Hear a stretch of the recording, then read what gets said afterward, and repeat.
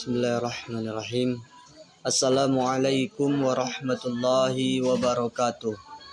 Innal hamdalillah nahmaduhu wa nasta'inuhu wa nastaghfiruhu wa na'udzu billahi min shururi anfusina wa min sayyiati a'malina may yahdihillahu fala mudhillalah wa may yudlil fala hadiyalah.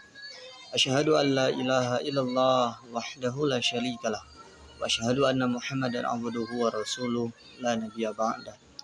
Allahumma salli wa sallim wa barik ala habibika wa khalilika sayyidina Muhammad wa alihi adadani amillahi ufdalih.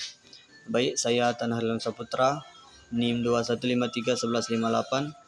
Saya akan menjelaskan tentang konsep manusia dalam pandangan Islam.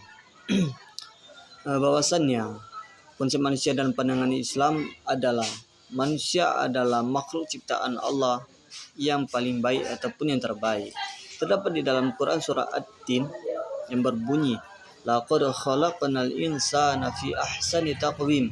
Sesungguhnya Allah menciptakan manusia itu sebaik-baik mungkin. Jadi mengapa manusia itu dikatakan makhluk Allah yang terbaik ataupun diciptakan sebaik-baik mungkin? Seperti yang kita ketahui, jika kita melihat daripada hewan, tumbuhan, mereka ditumbuhkan dengan lebih baik mungkin, tetapi ada satu yang tidak dititipkan oleh Allah, yaitu akal ataupun pikiran.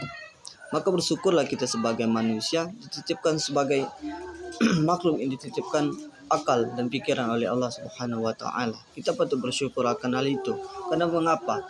Kita menjalani hidup, kita menjalani semua aktivitas jika tanpa ada akal dan pikiran, maka hal itu akan sia-sia ataupun sama saja kita dengan makhluk-makhluk yang lain seperti hewan dan tumbuhan.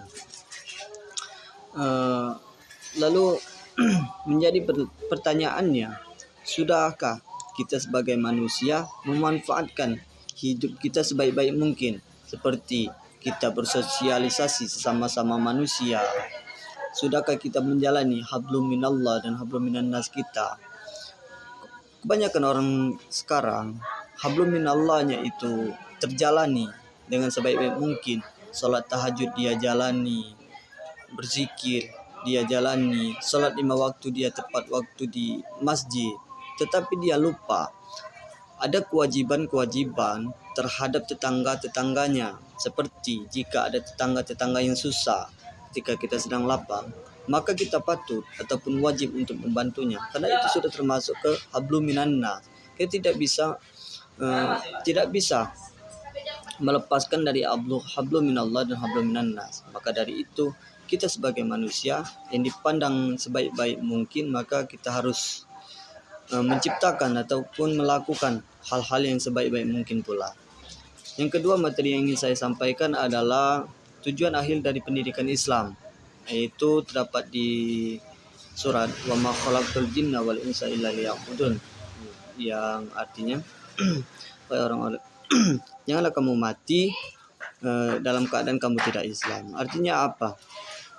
Selama kita masih hidup, alangkah baiknya kita menjalani semua aktivitas-aktivitas itu kita hadiahkan ataupun kita niatkan untuk Allah Subhanahu wa taala, agar perbuatan yang kita lakukan itu tidak sia-sia dan ada amal ibadahnya dan dihitungkan ataupun dilihat oleh Allah dengan sebaik-baik mungkin. Maka jika kita berbicara tentang janganlah kamu mati dalam keadaan tidak Islam, maka itu menyangkut daripada hablum minallah dan hablum minan nas yang saya jelaskan di materi sebelumnya tadi. Maka saya teringat dari apa yang dikatakan oleh Nabi, sebaik-baiknya kalian adalah kalian bermanfaat bagi orang lain.